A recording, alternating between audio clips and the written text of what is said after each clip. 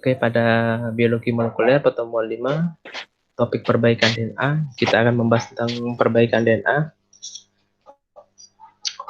Oke, perbaikan DNA itu di sini sudah dijelaskan, dan itu bukan substansi yang lemah, tapi telah dilengkapi dengan mekanisme tertentu yang mampu menetralisasi gangguan-gangguan yang terjadi sehingga tidak membawa efek negatif. Mekanisme yang dimiliki DNA tersebut adalah mekanisme DNA repair, perbaikan DNA yang terjadi pada fase tertentu dalam siklus sel. Itu maksudnya fase tertentu dalam siklus sel itu bisa terjadi pada fase G1, checkpoint, atau fase G2. Untuk fase G1, kemudian fase S, kemudian fase G2 nanti kalian bisa baca di Campbell yang saya tadi sudah jelaskan ya, di halaman 246 sama 254 itu. Pada Campbell jilid 1. Pada fase G1 itu terdapat checkpoint, yaitu suatu tempat di mana susunan DNA itu akan dikoreksi dengan seteliti-telitinya sebelum memasuki tahap fase sintesis DNA untuk menyalin kromosom dan ke tahap fase G2, yaitu fase pertumbuhan dan pembelahan sel kembali dari fase G1. Nah, antara fase G1 sampai fase G2 itu disebut fase interfase pada fase itu mitosis. Nah, fase interfase itu tidak bisa disebut fase istirahat karena di situ terjadi itu penyiapan DNA-nya untuk ke tahap pembelahan sel. Nah, di situ nanti kalian akan dijelaskan juga itu berapa lamanya fase G1, kemudian fase sintesis, kemudian fase G2 di buku Campbell jilid 1. Itu akan memakan waktu yang lebih lama saat fase interfase. Kemudian untuk fase mitosis sendiri, dari profase sampai telofase itu kurang lebih sekitar 1 jaman. Nah, namun apabila kesalahan yang sudah tidak mampu lagi ditanggulangi, sel akan memutuskan untuk mengambil pilihan kedua, yaitu untuk mematikan daripada hidup membawa pengaruh buruk bagi lingkungan sekelilingnya. Saat itulah keputusan untuk berapoptosis akan diambil. Sel dengan DNA normal akan meneruskan perjalanan untuk melengkapi siklus yang tersisa, yaitu fase sintesis DNA, G2, dan mitosis. Akan tetapi pada sel kanker yang dia itu tidak tidak begitu banyak terpengaruh oleh lingkungan sekitarnya di dalam sel, dia akan terus tumbuh dengan dia mengambil nutrisi dari sari-sari makanan di pembuluh darah, dan dia akan terus tumbuh. Jika dia tumbuhnya pada satu tempat, itu disebut tumor yang jinak, dan dia tidak menginvasi sel-sel lainnya, itu bisa diatasi dengan operasi. Tapi kalau dia sudah masuk ke dalam pembuluh darah, melalui darah dan menyebar ke jaringan lainnya, itu disebut tumor yang ganas.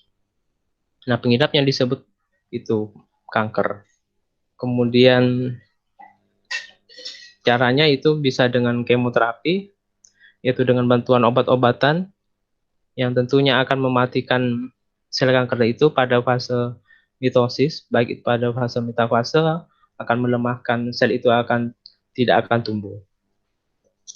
Tapi pengaruh buruknya pada individu tersebut akan menyebabkan sel lainnya juga akan menjadi rusak. Efeknya seperti mungkin rambutnya rontok dan lainnya. Kemudian ini mekanisme perbaikan DNA ada 3 macam. Ada base excision, pemotongan basa, kemudian pemotongan nukleotida, kemudian perbaikan pasangan basa yang tidak sesuai.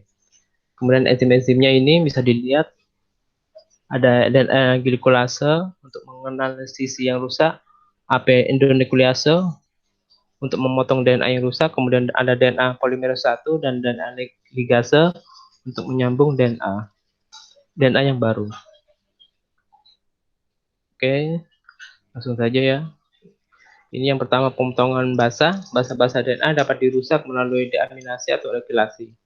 Tempat kerusakan basa tersebut disebut dengan abasic site atau apesit. Pada E. coli, enzim DNA glukosase dapat mengenal apisit dan membuang basanya. Kemudian AP endonuklease membuang apisit dan nukleotida sekitarnya. Kekosongan akan diisi dengan bantuan DNA polimerase 1 dan DNA ligase. Ini prosesnya dari arah 5 ke 3, misalnya ditemukan DNA yang rusak, kemudian adanya DNA glukosase mengenal sisi AP untuk DNA yang rusak, kemudian dengan bantuan protein AP endonuklease menghilangkan DNA yang rusak dan dengan DNA yang sekitarnya, kemudian akan diisi dengan kekosongannya dengan DNA polimerase 1 dan disambungkan lagi dengan DNA ligase. Kemudian untuk pemotongan nukleotida, pada E. coli, protein UPR A, B, dan C berperan dalam membuang nukleotida. Kemudian kekosongan akan diisi dengan bantuan enzim DNA polimerase 1 dan DNA ligase. Pada yeast, protein UPR dikenal dengan adanya replase. Nah, ini contohnya untuk nukleotida yang rusak, misalnya ada dua DNA, misalnya AP. Kemudian dengan adanya bantuan protein UPR A, B, dan C mengenali sisi yang rusak, tetapi juga berpengaruh terhadap ini nukleotida yang lainnya, kemudian akan dihilangkan. Kemudian sisi yang dihilangkan itu akan dibantu dengan DNA polimerase 1 untuk mengisi kekosongan dan disambungkan lagi dengan DNA ligase. Kemudian yang ketiga, perbaikan yang tidak berpasangan. Untuk memperbaiki basa yang tidak berpasangan harus diketahui pasangan basa yang mana yang salah.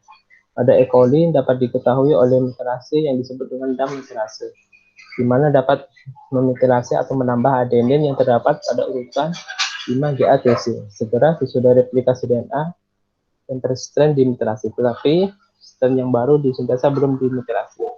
Jadi antara template strain yang lama dan yang baru akan berbeda.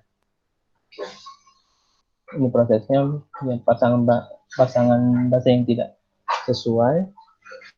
Misalnya dari arah 5 ke 3, kemudian ada protein ini, S, L, dan H, akan mengenali sisi yang tidak sesuai. S ini akan mengaktifkan L, dan L yang akan mengaktifkan protein. Misalnya dari arah 5 ke 3, dengan bantuan protein EXO7 atau REC, protein SP dan helikase 2 memotong pasangan basa yang tidak sesuai. Kemudian yang kosong akan diisi oleh DNA polimerase 3 dan disambungkan dengan DNA ligase. Sama seperti ini, misalnya dari arah 5 ke 3, template strain-nya dengan bantuan protein EXO1, SSB, dan helikase 2 akan memotong pasangan basa yang tidak sesuai, dan yang kosong ini akan diisi DNA polimerase 3 dan DNA ligase. Nah, ini prosesnya dimulai dengan beri katanya protein L pada pasangan basa yang tidak sesuai, kemudian mut L mengaktifkan mut H untuk bergabung bersama pada urutan GATC. Mut H akan membelah strain yang tidak dimetilasi pada tempat GATC. Selanjutnya, segmen dari tempat pembelahan akan dibuang oleh enzim exonuklease dengan bantuan enzim helikase 2 dan XB protein.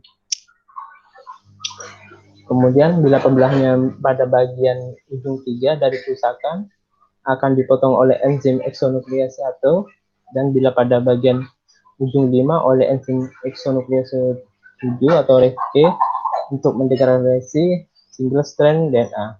Kekosongan yang akan diisi dengan bantuan enzim DNA polimerase 3 dan DNA ligase. Jarak antara tempat GATC dengan kerusakan bisa mencapai 1000 pasang basa, sehingga itu perbaikan dengan cara ini akan mahal dan tidak efisien karena sangat panjang sekali.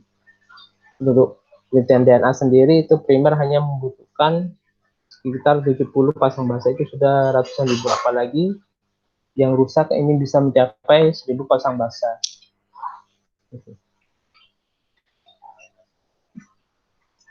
Oke, dari pertemuan 5 ini biologi molekuler ada yang ingin ditanyakan? Saya, Pak. Iya. Desi, silakan. Pada Ini slide keberapa? di bagian gambar, Pak. Bagian gambar slide. Iya, slide 7, slide 9. Itu kan yang mengalami Yang mengalami Iya. kerusakan kan satu kan ya Pak? Kenapa Iya. itu pas waktu Yang lainnya diisi? kena Ya, juga ya. iya waktu diisi itu kenapa 3? Nah itu 7 ya, di 7 kemudian sama 9 dan ini juga ya sama. Itu perbaikan DNA saya seperti itu, tidak harus spesifik akurat gitu langsung pada poinnya gitu. Tapi ya itu pengaruhnya juga ya namanya juga penelitian ya itu bisa saja itu tidak langsung akurat itu pada tujuan DNA yang rusak gitu. Tapi ya pada DNA yang lainnya juga akan rusak gitu. Tapi kalau di dalam tubuh kita ya misalnya proses dari replikasi itu pasti sesuai itu sudah.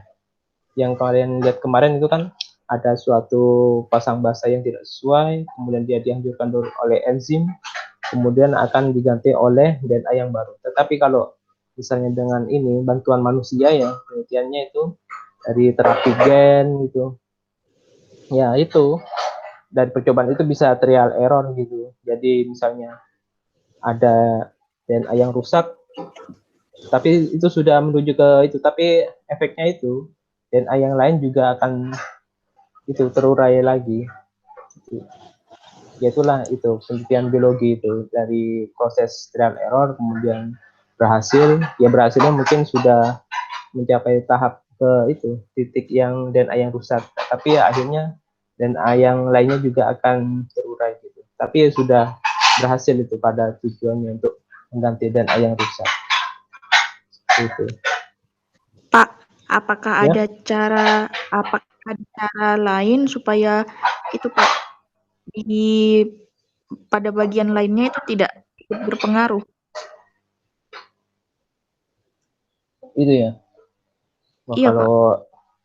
kalau itu ya ya itu harus dilakukan penelitian berikutnya gitu ya namanya penelitian biologi dari penelitian satu mungkin apa ya kita sudah mencapai target utamanya untuk mengganti DNA yang rusak itu tapi efeknya itu DNA yang lainnya di sekitarnya juga itu nah untuk suatu hal itu maka itu dibutuhkan itu suatu penelitian berikutnya misalnya penelitian tentang primer yang spesifik primer itu untuk pengenalan DNA itu misalnya primer ini mengenal sisi DNA ATGC gitu tapi dia ternyata universal universal artinya luas gitu jadi dia masih menyambung ke DNA yang lainnya nah dengan adanya primer yang spesifik itu dia akan pas gitu pada pasangan basanya itu dari lokasi misalnya lokasi pasang basa dari ukuran 700 sampai 800 nah itu ada yang seakurat itu ya ada juga seperti itu yang bisa seakurat gitu. Iya Pak.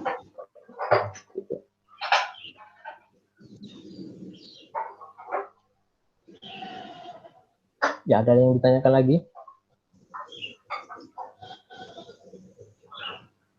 Oh ini Pak terakhir Pak. Ya. Jarak antara tempat GATC dengan kerusakan bisa mencapai sepanjang 1000 bata.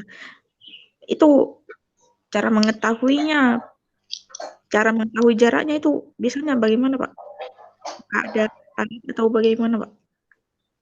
Ya itu dengan itu memetakan peta kromosom gitu. Di peta kromosom kan nanti akan terlihat itu misalnya diteliti ya misalnya DNA yang rusak pada bagian tubuh misalnya pada tangan gitu terkena kanker gitu. Nah di kanker itu kan nanti akan dilakukan itu penelitian tentang DNA isolasi DNA kemudian nanti itu akan diberikan primer primer itu untuk pengenalan DNA yang rusak itu dari lokasi pasang basahnya itu yang rusak ukuran 700 sampai 900 gitu kemudian nanti itu akan dipetakan apakah benar apa tidak itu sama saya kita mengidentifikasi virus gitu misalnya virus ini virus dari COVID panjang pasangan basahnya itu berapa itu yang rusak itu misalnya sampai misalnya antara 700 sampai 900 gitu juga itu akan dipetakan itu peta kromosomnya nah setelah terpetakan peta kromosomnya itu akan diterapi itu untuk ganti DNA yang baru itu. DNA yang lama itu akan dipotong, kemudian akan diganti untuk disambung kembali dengan DNA yang baru itu. Nah, ini kenapa panjang sekali? Itu bisa jadi itu terjadi banyak kerusakan itu dari pasangan basanya itu, dari lokasi yang pertama sampai itu ke lokasi yang berikutnya. Nah, jika itu sangat panjang, itu anggapannya logikanya misalnya penelitian DNA hanya membutuhkan primer itu atau pasang basa yang sedikit, misalnya 20 pasang basa atau sampai 100 pasang basa, itu sudah mencapai 100.000. Nah, jika sampai 1.000 pasang basa aja itu sangat panjang, ya tentu akan mahal gitu untuk mengganti dan yang rusak. Gitu. Ya, baik, Pak. Oke. Ini dari Valen sama Des. Valen sama Nurul. Ya. Tidak ada, Pak. Tidak ada, Pak. Untuk KRS ini, ya. Untuk KRS-nya sudah diisi kan? Sudah, Pak. KRS ini sudah ya? Iya, nanti sudah. saya cek Belum, sama Pak. Valen sama Nurul nanti diisi. Nanti kalau saya di kampus nanti saya tanda tangan. Oke, nanti kita kuliah lagi ya jam 9.45. Jika tidak ada gangguan dan lancar, saya kuliah lagi jam seperti itu. Siap, Pak. Oke, untuk ini mata kuliah biologi molekuler, jika tidak ada yang bertanya, saya akhiri dulu. Terima kasih. Assalamualaikum warahmatullahi wabarakatuh. Waalaikumsalam. Waalaikumsalam warahmatullahi wabarakatuh.